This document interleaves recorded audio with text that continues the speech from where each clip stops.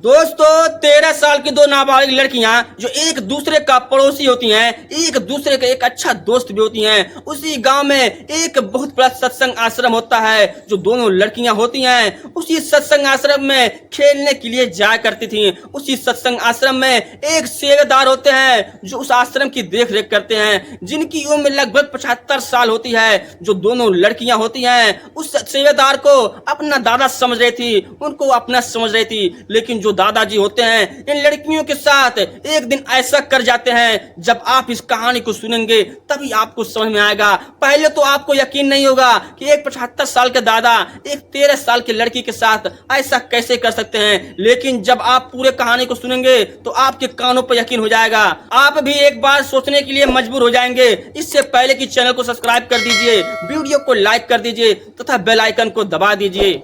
नमस्कार दोस्तों, मैं अविनाश पाल। आज जो मैं आपको एक सच्ची घटना सुनाने जा रहा हूं, यह सच्ची घटना उत्तर प्रदेश के बुलंदशहर जिले का एक थाना पड़ता है, सयाना थाना। इसी थाना क्षेत्र का एक गांव पड़ता है चांदपुर पोठी। इसी गांव की रहने वाली दो लड़कियां होती हैं जिसकी उम्र लगभग 13 साल होती है। यह दोनों लड़कियां नाबालिग होती हैं। यह जो दोनों लड़कियां होती हैं, एक लड़की कक्षा 6वीं क्लास में पढ़ाई करती है जो एक सरकारी स्कूल में पढ़ती है। जो दूसरी वाली लड़की होती है वह कक्षा 7वीं क्लास में पढ़ाई करती है जो एक प्राइवेट स्कूल में पढ़ाई करती है। ये जो दोनों लड़कियां होती हैं भले अलग अलग स्कूल में पढ़ाई करती हैं, लेकिन ये दोनों लड़कियां एक अच्छा दोस्त होती हैं, एक अच्छा फ्रेंड होती हैं। इन दोनों लड़कियों का घर एक दूसरे के पास में होता है, एक दूसरे का पड़ोसी होती हैं। यह जो दोनों लड़कियां होती हैं जब अपनी स्कूल से पढ़ाई करके आती हैं तो दोनों लड़कियां खाना पीना खा करके साथ में खेला करती थीं, साथ में कूदा करती थीं। इसी गांव में एक बहुत बड़ा सत्संग आश्रम होता है जिसका नाम होता है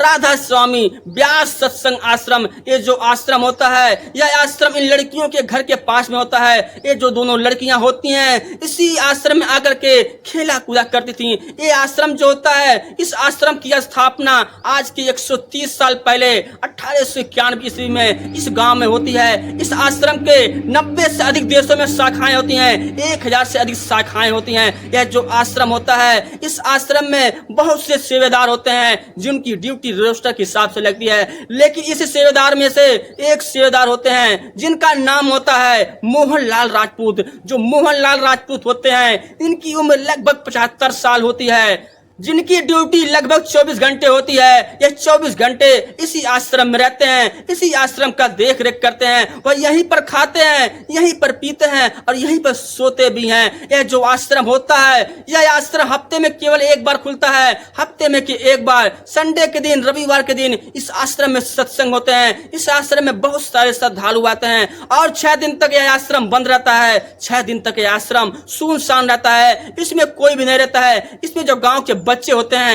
ये खेलने कूदने के लिए आते हैं।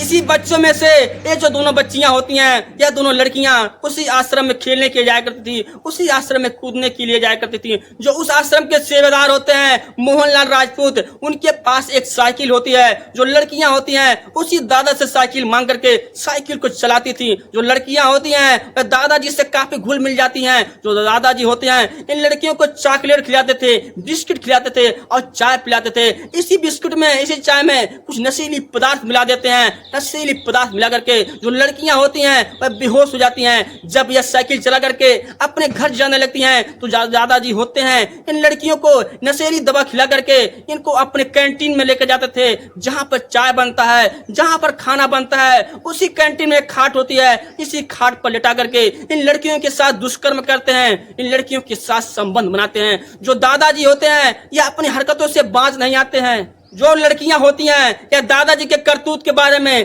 पहले तो समझ नहीं पाती हैं, लेकिन इनको बाद में समझ में आ जाता है। जब समझ में आ जाता है तो ये लड़कियां आश्रम जाना बंद कर देती हैं। 4-5 महीने आश्रम जाती हैं, उसके बाद आश्रम जाना बंद कर देती हैं। जब लड़कियां आश्रम जाना बंद कर देती हैं, कुछ दिनों के बाद ही जो लड़की के घर वाले होते हैं लड़कियों से पूछने लगते हैं तुम आश्रम क्यों नहीं जाती हो। जो लड़कियां होती हैं वो इस बात से साफ साफ मना कर देती हैं, कहती मैं पढ़ाई लिखाई में ध्यान कर रहा हूँ, अब मैं आश्रम नहीं जाऊंगा, मेरा खेलने कूदने का समय नहीं है।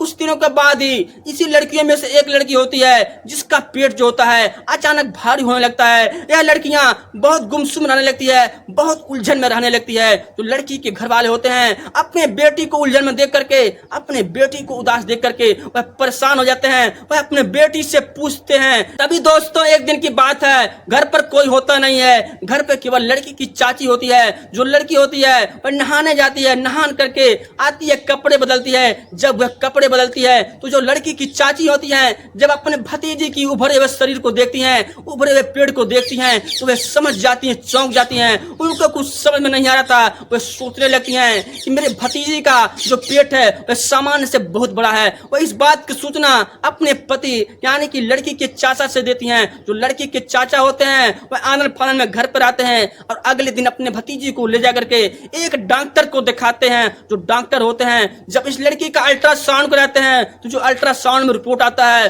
देख करके डॉक्टर के पैरों तलों से जमीन खिसक जाती है। एक बार डॉक्टर भी सोचने के लिए मजबूर हो जाते हैं कि इतने कम उम्र की लड़की के साथ ऐसा कोई कैसे कर सकता है। जब चाचा ये बात सुनते हैं तो वह भी सोचने पड़ सकते हैं कि मेरे भतीजे के साथ ऐसा कौन कर सकता है। दोस्तों ये जो लड़की होती है, यह लड़की 4 महीने की गर्भवती हो चुकी होती है। जो डॉक्टर लोग होते हैं, जो चाचा होते हैं, जब इस लड़की से पूछने लगते हैं तो जो लड़की होती है पहले कुछ भी बताने से मना कर देती है। लेकिन जो डॉक्टर लोग होते हैं जब इस लड़की को दुलारते हैं, पुचकारते हैं, प्यार देते हैं तो जो लड़की होती है अपनी सारी आप बीती अपने चाचा को और डॉक्टर को बता देती है। जो चाचा होते हैं जब इस बात को सुनते हैं तो सोचने पर मजबूर हो जाते हैं। अपने भतीजे को लेकर के अपने घर पर आते हैं। देखते देखते इस बात की सूचना पूरे गाँव में आग की तरह फैल जाती है।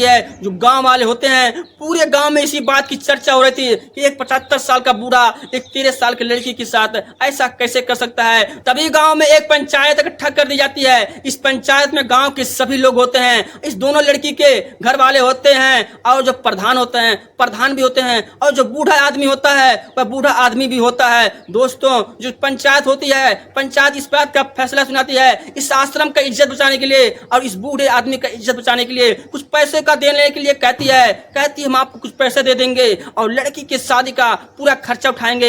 लेकिन आप इस बात को दबा दीजिए, इस बात को थाने में लेकर ना जाइए। लेकिन जो लड़की के घर वाले होते हैं पंचायत की बातों को नहीं मानते हैं और अपने नजदीकी थाना यानी कि सयाना थाने में जाते हैं। जब वहां पर सुबह में जाते हैं तो जो वहां के पुलिस लोग होते हैं जब रिपोर्ट लिखने के लिए कहते हैं, इस अल्ट्रासाउंड की रिपोर्ट को दिखाते हैं। जो सारे पुलिस वाले होते हैं पहले तो रिपोर्ट लिखने से मना कर देते हैं। वह सोचने लगते हैं एक 75 साल का आदमी एक 13 साल की लड़की के साथ ऐसा कैसे कर सकता है। पहले तो उनको भी विश्वास नहीं हो रहा था। वो समझ रहे थे इस बूढ़े आदमी को फंसाया जा रहा है। इसलिए जब पुलिस वाले होते हैं, जो दरोगा होते हैं, रिपोर्ट लिखने से मना कर देते हैं, रिपोर्ट नहीं लिखते हैं, आनाकानी करने लगते हैं। देखते देखते शाम हो जाता है, 12 घंटे बीत जाते हैं। तभी उसी आदमी में से एक आदमी सीएम हेल्पलाइन नंबर 1076 पर फोन करने के लिए कहता है। जो पीड़ित परिवार के पिताजी होते हैं, चाचा होते हैं, वह तुरंत सीएम हेल्पलाइन नंबर मुख्यमंत्री राहत कोष 1076 पर फोन कर देते हैं। वहां से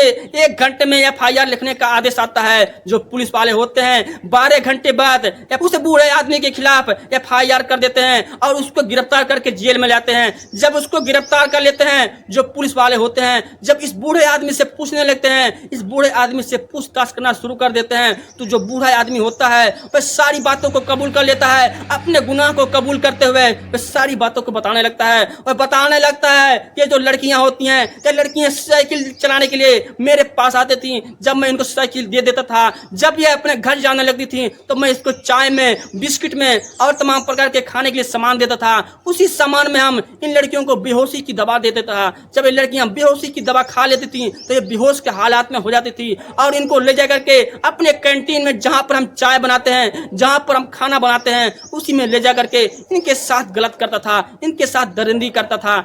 मैं इनके साथ केवल 3 से 4 बार दरिंदगी किया हूँ, 3 से 4 बार गलत किया हूँ। इसके बाद जो लड़कियां होती हैं यह आश्रम आना बंद कर देती हैं। दोस्तों जो पुलिस वाले होते हैं जब इस बूढ़े आदमी के सारे बातों को सुन लेते हैं तो बूढ़े आदमी को गिरफ्तार कर लेते हैं। इसके ऊपर पॉक्सो एक्ट के तहत धारा लगा देते हैं और इसके जेल के हवाले कर देते हैं, सलाखों के पीछे कर देते हैं। इधर दोस्तों जब लड़की का फिर से अल्ट्रासाउंड कराया जाता है तो जो लड़की होती है 4 महीने नहीं बल्कि 6 महीने का गर्भवती निकलती है। जो डॉक्टर लोग होते होते हैं जब इस रिपोर्ट को देखते हैं तो एबार्शन करने से, गर्भपात करने से साफ मना कर देते हैं। कहते हैं अब इस लड़की का गर्भपात नहीं हो पाएगा क्योंकि इसके लड़की के पेट में अब 6 महीने का बच्चा हो गया है। नियम के अनुसार केवल 24 सप्ताह का ही बच्चा ही गर्भपात हो सकता है। अब यह बच्चा करीब 42 सप्ताह का हो गया है, अब इसका गर्भपात नहीं हो पाएगा। आप कोर्ट के पास जाइए, कोर्ट से आदेश लेकर आइए, तभी गर्भपात हो पाएगा। इस लड़की के गर्भपात करने में इस लड़की की जान भी जा सकती है। दोस्तों, जो लड़की के घर वाले हैं, जो पुलिस हैं, अभी तक इसी बात में उलझे पड़े हैं कि अगर लड़की का गर्भपात नहीं हुआ तो लड़की के बच्चे का पिता कौन बनेगा और लड़की से शादी कौन करेगा, लड़की का जिंदगी का निस्तारण कैसे होगा। दोस्तों, इस कहानी से हमें यही सीख मिलती है कि अगर लड़की को गुड टच और बैड टच के बारे में मालूम होता है, अच्छा और बुरा के बारे में मालूम होता है, जब वह बूढ़ा आदमी पहली बार इस लड़की के साथ गलत करने की कोशिश करता है, पहली बार इस शरीर को टच करता है, जिसको यह प्यार समझ रही थी, जिसको यह दुलार समझ रही थी, अगर यह समझदार होती तो पहले दिन यह समझ जाती और ऐसे अपराध से बच सकती थी। दोस्तों, इसलिए कहा जाता है कि घर पर माँ बाप को भी, और जब लड़कियां स्कूल में पढ़ने के लिए जाती हैं तो लड़कियों को गुड टच और बैड टच के बारे में सिखाना चाहिए, गुड टच और बैड टच के बारे में बताना चाहिए। दोस्तों, अगर यह लड़की गुड टच और बैड टच के बारे में जानती तो आज इसके साथ इतनी बड़ी घटना नहीं होती, इतनी बड़ी घटना से वह बच सकती थी। दोस्तों, इस घटना को सुनाने का मतलब मेरा किसी का दिल दुखाना नहीं है, बल्कि समाज को जागरूक करना है। नमस्कार, जय हिंद, जय भारत।